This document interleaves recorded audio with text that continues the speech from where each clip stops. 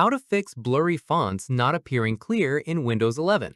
This tutorial shows you how to sharpen fuzzy text across your screen. First, click on the Start menu and open Settings. After that, click on System. From there, click on Display. At this point, check your scale setting under Scale and Layout, since an unusual custom scale can cause blurry fonts. In the next step, click on the drop-down and select the recommended scale for your display. Following this, if fonts still look blurry, search for ClearType in the Windows search bar. Once done, open Adjust ClearType Text from the results.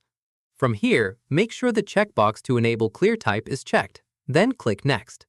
At this stage, follow the on-screen samples and click on the text that looks clearest at each step. Keep in mind, blurry fonts in a specific app can also happen due to DPI scaling issues, so right-click that app's shortcut, go to Properties, then Compatibility, and adjust the high DPI settings from there. Finally, click Finish to apply your ClearType settings, then restart your computer to make sure the changes take full effect. And that's it.